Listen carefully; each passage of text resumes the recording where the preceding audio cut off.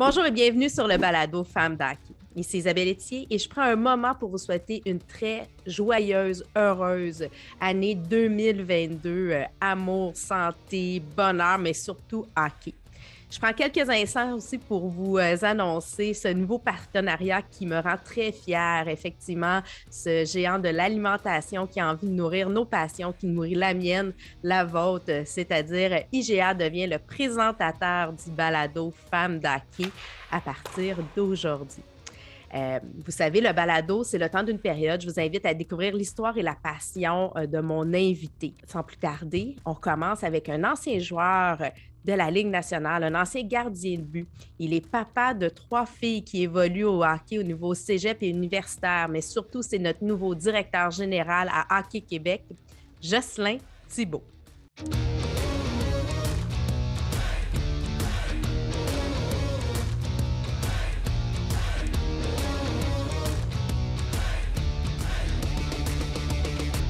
Jocelyn Thibault, bienvenue au balado Femmes d'Hockey. Ça me fait un grand plaisir d'être là, merci. On commence l'année avec le nouveau directeur général d'Hockey Québec, mais j'aimerais quand même qu'on parle un peu de ton parcours. Ancien gardien de but professionnel, tu as grandi dans la grande région de Laval. Puis bon, tu as évolué, tu as joué avec les Régents. Ça fait longtemps, ça ne te rajeunit pas, ça, les Régents de Laval? Ça fait, j'ai joué avec les Régents de Laval en 90-91, donc ça fait 32 ans de ça. Tu as joué Bam-Tam 2B, tu as été un joueur qui a été coupé du 2A, toi et Martin Saint-Louis, puis ça n'a pas empêché d'aller à des niveaux supérieurs. Je trouve que c'est une belle leçon aujourd'hui de ramener aux parents, de dire justement ça, écoutez, là, c'est pas une fin en soi, le niveau, c'est de toujours développer ton jeu, ton sens, le plaisir. Oui, absolument. Chacun a son parcours, puis quelque part, quand tu te fais retrancher, je ne veux pas dire que le niveau n'est pas important, mais il faut que tu continues à te développer, il faut que tu continues à garder espoir, il faut que tu continues à contrôler les choses que tu peux contrôler, autrement dit. Bref, moi, c'est ce que j'ai vécu. J'ai vécu aussi d'autres moments, d'autres épreuves dans ma carrière, mais bref, c'est pas la fin du monde quand on se fait retrancher dans le hockey mineur. Et c'est une carrière de hockey, je dis souvent que c'est un long marathon. Oui. Et c'est plein d'épreuves. Tu as des bouts, ça va bien, des bouts, tu as des bouts, tu as le vent dans le dos, des bouts, tu as le vent de face, des bouts, tu as des crampes. Mais bref, ça fait partie de la game. Je suis d'accord avec toi, puis il faut arrêter de penser. C'est sûr faut avoir des rêves, il faut avoir des buts, mais le chemin, le processus est tout ça important. Puis si tu n'es pas capable de profiter du moment présent, ben c'est une belle école de vie. Puis des fois, peut-être que tu n'auras pas la carrière de joueur de hockey que tu souhaites, mais ce que tu es en train d'apprendre va te servir dans ta carrière ou ton après-carrière de hockey parce qu'on développe des humains. Oui, absolument. Puis, il y a un grand paradoxe dans la vie de façon générale, mais dans le sport, moi, je le vois beaucoup, c'est que euh, plus que tu es fixé sur l'objectif, moins tu risques de t'y rendre. Tu sais, autrement dit, OK. d'avoir un rêve ou un objectif de faire une carrière, c'est parfait. Mais l'important, c'est le processus. Tu sais, c'est le processus qui est important. Puis même quand on parle de situation de match, par exemple, tu sais, même comme gardien de but, tu sais, on veut gagner, on veut faire un blanchissage, on veut pas donner de but. Mais si tu fais juste penser à ça, tu n'y arriveras pas. Le focus n'est pas au bon endroit. Oui, tu peux te fixer l'objectif d'atteindre tel niveau, c'est parfait. Mais une fois que tu as dit ça, tu fais des mises à jour, tu dis, OK, je suis rendu où? Une fois de temps en temps, c'est comme dans n'importe quoi en entreprise, tu fais des mises à jour. OK, on est rendu où? On est à quel pourcentage de notre objectif? Mais l'important, c'est le day-to-day, c'est le processus, c'est d'avoir du fun. Puis comment je peux être meilleur demain? Puis comment je peux être meilleur demain? Puis comment je peux être meilleur demain? Puis à la fin, quand tu additionnes tous ces bouts-là, mais ça donne de quoi de positif généralement. Mais encore une fois, c'est difficile de sortir de ce paradoxe-là puis de mettre l'emphase sur le processus. Tout à fait. On parle hockey. Bon, on a parlé de ta carrière au mineur. Toi, tu as joué avec les Draveurs de Trois-Rivières, qui a déménagé à Sherbrooke. Après ça, tu as été repêché par les Nordiques, qui a déménagé au Colorado. Ça déménage tout le temps tes affaires. Tu n'as pas Ouais, été chanceux ou chanceux? ben, en fait, c'est un peu bizarre parce que j'ai été impliqué dans plein de déménagements, malgré moi. Là, tu sais, je veux dire, c'est assez rare qu'un joueur puisse vivre quelques déménagements de franchise, parce que c'est un peu ça, là, Oui. à travers le temps, c'est rare. Hein, Puis j'ai vécu aussi plein d'ouvertures et de fermetures d'aréna dans la Ligue nationale aussi. J'ai vécu comme des affaires assez hot. Puis c'est un peu bizarre, effectivement. D'ailleurs, tu as aussi partagé les buts avec Manon Réaume, Oui, un autre, entre tu sais, autres. comme assez unique comme privilège. Entre autres, ben oui, j'étais à Trois-Rivières, j'avais 16 ans à l'époque, et puis Manon avait été invitée au camp d'entraînement. Moi, j'avais été repêché, puis Manon était là au camp d'entraînement. Elle avait fait une super belle performance.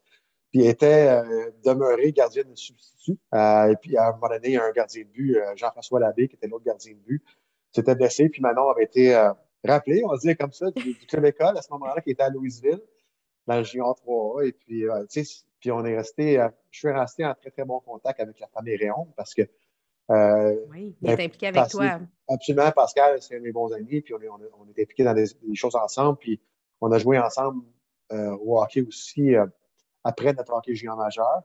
Et puis Manon a été très impliquée dans le hockey féminin. Elle est toujours très impliquée dans le hockey féminin dans la région de Détroit. Pour toi, quel a été ton plus beau souvenir hockey? C'est quoi ton plus beau souvenir de hockey?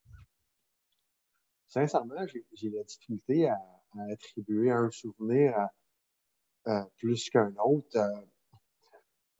Moi, je te dirais, et c'est sûr que ma journée de repêchage dans la Ligue nationale de hockey, c'était une journée vraiment spéciale parce que ben, c'est emblématique. Je veux dire, ça marque, tu sais, c'est un peu sans dire la finalité d'une carrière, c'est un peu la consécration Oui. d'une certaine façon de plein d'années d'efforts.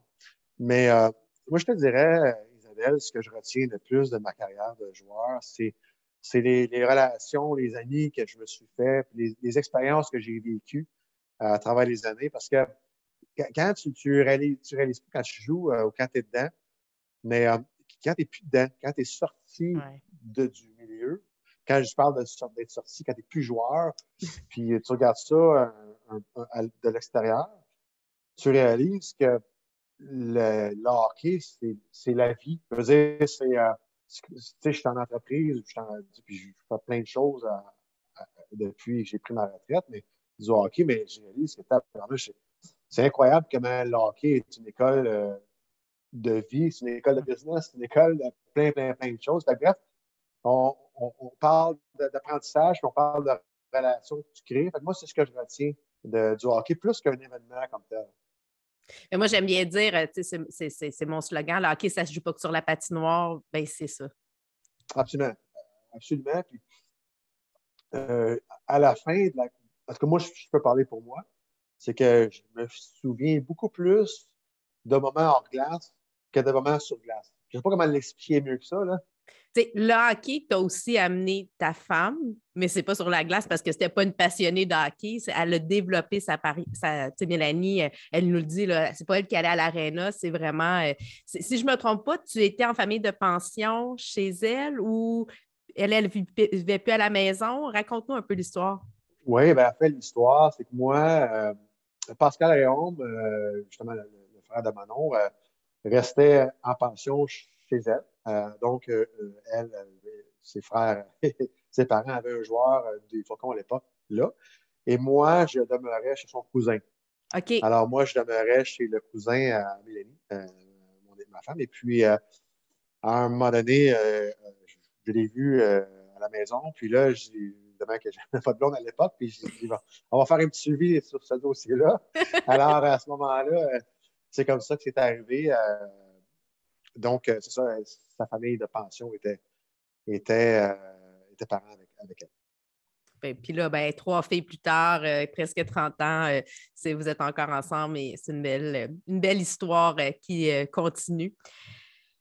On est dans une période de masque. Quel a été ton plus beau masque? Moi, je dirais que mon plus beau masque, en fait, je ne sais pas si je peux dire mon plus beau masque, mais le masque qui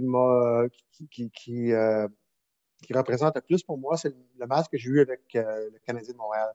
Ouais, Parce que quand je suis arrivé avec le Canadien, c'était la fin du forum. C'était l'arrivée du centre Molson à l'époque, qui est maintenant le ouais. centre Bell. Et puis, c'était le départ de Patrick Roy, c'était mon arrivée. Puis, je trouvais qu'à ce moment-là, M. Lefebvre, qui était le concepteur de mes masques, avait trouvé une très, très bonne idée, justement, d'amener une réplique un petit peu du masque de Jacques Plante avec un lien avec le futur. Il y avait un peu un. C'était très. Ça voulait dire beaucoup. Et puis, évidemment, que quand tu joues pour le Canadien de Montréal, ben, c'est toujours plus spécial pour un Québécois. Fait que, bref, c'est probablement le masque que j'ai aimé le plus, qui m'a le plus marqué. Bon, ben, il y a de la cohérence. Mélanie, c'était la même chose. Donc, on est correct. On a la même version. On n'a pas rentré dans ta carrière hockey professionnelle là, rapidement pour les gens. Oui, tu as été repêché par les Nordiques qui ont déménagé justement au Colorado. Puis après ça, tu as été échangé, la grande échange là, en 95 avec Roy, là, qui avait fait quand même une tollée. Tu as été avec le Canadien 3 ans. Après ça, tu es allé avec les Blackhawks à Chicago où tu as eu le plus gros de ta carrière, un petit passage à Pittsburgh où tu as remplacé, où Marc-André Fleury t'a remplacé. Tu sais, il y a tout le temps un échange avec les grands gardiens québécois pour finalement finir avec les Sabres. Mais tu as continué après ça, tu es retourné avec l'Avalanche, tu as été coach des gardiens de but. Pour après, tu es revenu au Québec et là, tu as eu un ascendant très important dans la grande région de Sherbrooke avec la nouvelle concession des Phoenix, propriétaire, directeur général. Mais tu avais quand même le temps d'aller coacher tes filles au niveau Midget 2A puis Bentham 2A pour le côté féminin. Grâce à ton arrivée, le hockey féminin, en fait, de ton implication, je pense, puis de l'implication des gens autour, vous avez vraiment développé un gros programme. Et bien là, pas assez d'une région, on est rendu à travers tout le Québec. Tu es notre grand directeur général maintenant pour tout ce qui est hockey. Puis moi, ça me donne bon espoir pour le hockey sous toutes ses formes, que ce soit garçon, fille, pour l'inclusion, pour tous les niveaux. Moi, en tout cas, c'est un vent d'espoir que ça me donne. Mais ce qui était important, Isabelle, pour moi, je pense, c'est, tu sais, le hockey, c'est un sport, Ouais. puis je veux dire, moi, c'est mon sport, mais ça pourrait être un autre sport aussi. Moi, ce que je souhaite dans le hockey, c'est d'agrandir la famille, c'est de développer encore plus notre réseau. Je pense qu'on pourrait avoir beaucoup plus de garçons qui jouent au hockey, on pourrait avoir beaucoup plus de filles qui jouent au hockey, on pourrait avoir beaucoup de gens issus de minorités visibles, beaucoup plus de nouveaux arrivants qui jouent au hockey. Bref, pour moi, c'est un véhicule d'inclusion Mhm. extraordinaire. On peut acquérir des valeurs de vie extraordinaires à travers notre sport. Et puis, tant mieux si on réussit à envoyer plus de joueurs dans la Ligue nationale, puis plus de filles dans les équipes nationales. Un ne va pas sans l'autre. Mais encore une fois, plus que notre processus va être bon, plus qu'on a de chance d'y arriver. Bref, euh, ça va prendre quand même plusieurs années. Là, on s'entend là-dessus. Il y a beaucoup de choses à mettre en place, mais on va y arriver. Puis je pense qu'il y a beaucoup de gens qui pensent, qui sont un petit peu à la même place que moi au niveau de la mentalité, puis c'est très encourageant. Qu'est-ce qui nourrit ta passion, toi? Euh, J'aime ça. J'aime ça. J'aime, tu sais, j'ai eu la chance de gagner ma vie avec le hockey. Oui. Pour moi, c'est de travailler dans le hockey, ça me fait plaisir. À la base, c'est un peu égoïste de dire ça. Comment je fais pour concilier les affaires puis le développement de notre sport, puis comment je fais pour m'accomplir là-dedans? En gros, c'est ce qui m'amène à être là aujourd'hui. Puis toutes les actions que j'ai faites depuis une dizaine d'années sont toutes en lien avec ça. Fait que c'est vraiment dans le fond, c'est la passion qui nourrit ta passion, puis c'est de pouvoir être comme de pouvoir gagner ta vie en faisant ce que tu aimes, en t'amusant dans le plaisir. Fait que la notion de plaisir est là, puis d'avoir un équilibre entre gagner sa vie, comme on dit, mais dans un milieu qui te permet que tu aimes, qui te rend meilleur ou qui te nourrit, dans le fond. Exactement. Puis si je pense qu'on est beaucoup de gens je pense que tu vas comprendre ce que je veux dire.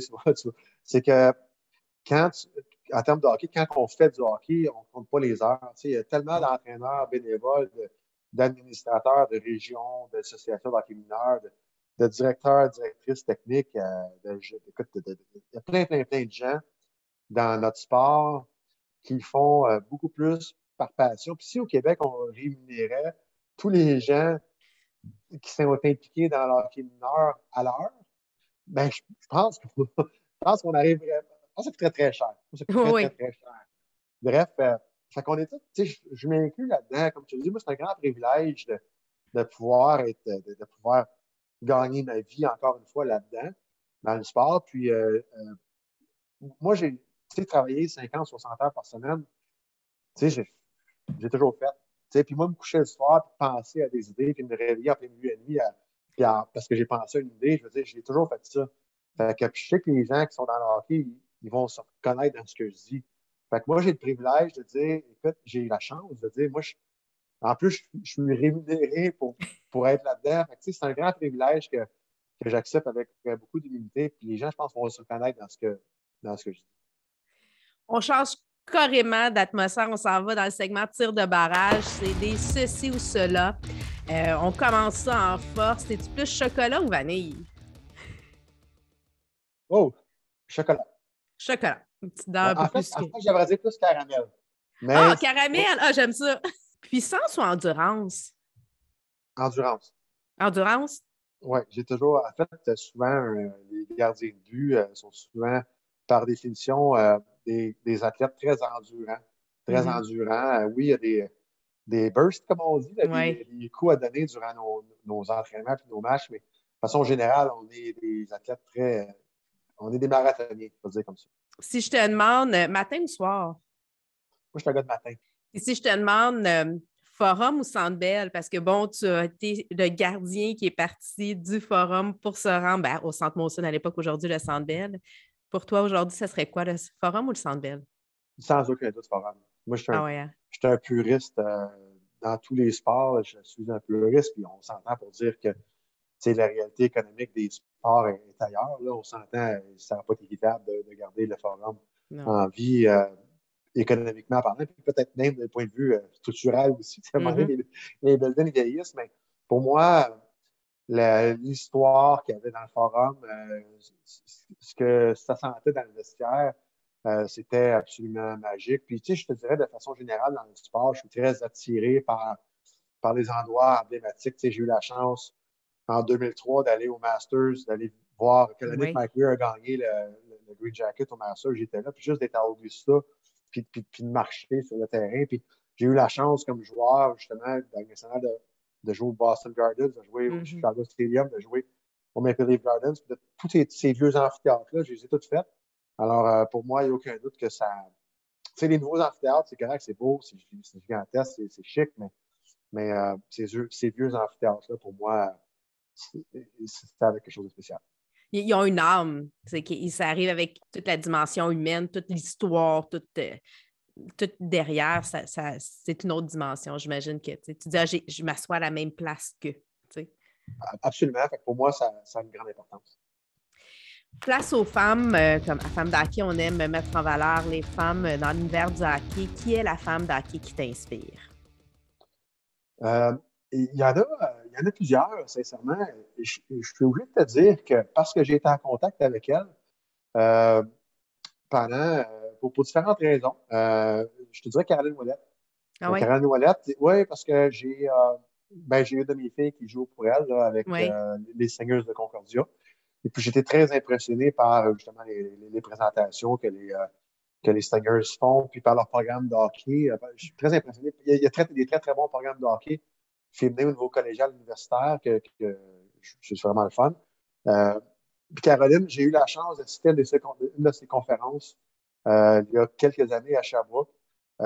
Et puis, c'est une des belles conférences que j'ai assistées dans ma vie. D'ailleurs, Caroline va aussi donner une conférence à nos jeunes joueurs, joueuses Hockey Québec, conférence virtuelle, doit Bien bien dire, entendu. dans les prochains jours, prochaines semaines. Euh, Puis si tu regardes son parcours comme capitaine d'équipe Canada, tu sais, Caroline, puis elle raconte dans sa conférence justement son parcours dans l'hockey mineur. Les filles n'étaient pas très, très. En fait, il n'y en avait pas de filles qui jouaient dans son coin ou peu pas. Fait qu'il a toujours fallu qu'elle se batte, comme bien des filles de son âge là, pour avancer dans l'hockey mineur. Son parcours est très inspirant. Son parcours aussi comme joueur sur l'équipe nationale, comme Oui. capitaine. Juste tout ce qu'elle a vécu jusqu'à la fin de sa carrière. Maintenant, ce qu'elle fait au niveau de toutes ses implications dans l'hockey féminin, la célébration Caroline Ouellette, entre autres, qui était un, Ouais, une belle un journée. très, très, très bel événement qu'en Hockey Québec, on supporte puis qu'on va continuer à supporter. Bref, elle est très, très. Puis à chaque fois qu'on l'appelle, Caroline, pour le hockey féminin, elle dit jamais non. OK. Alors, il y en a plein de filles inspirantes, mais moi, je te dirais que ça serait elle. Ben, tu sais, je pense qu'il n'y a pas de bon ou de mauvais choix, mais c'est agréable à entendre les raisons pourquoi tu choisis elle. Puis, comme tu dis, c'est pour tout ce qu'elle représente, mais qu'elle continue à représenter et à faire pour la nouvelle génération de jeunes filles, de joueurs, un peu à ton image, tu as joué, tu as fait tes choses, puis tu as continué à être impliquée. Ben, Caroline le fait aussi à sa façon. Comme tu sais, le hockey, c'est un jeu de passe. Donc, on rentre dans le segment La passe sur la palette, qui a été, dans le fond, quel a été le moment, la personne ou l'organisme qui t'a fait une passe à la palette, qui a fait une différence dans ta vie ou dans ta carrière? Euh, il y a beaucoup. Encore une fois, j'ai la difficulté à mettre la doigt sur quelque chose. Moi, je te dirais, s'il y a un événement marquant dans ma vie, c'est quand je suis arrivé, j'ai embauché Pierre Lacroix comme agent à l'époque. Oui. Pierre était propriétaire de Mhm. l'agence de joueurs Jean Deck, qui existe Oui. toujours actuellement, qui maintenant, là, avec, je veux dire, dirigé par Robert Sauvé, Daniel, son associé et Philippe, le fils à Robert. Mais à l'époque, c'est Pierre Lacroix m'avait approché, puis on s'entend, on tourne en 91 à peu près.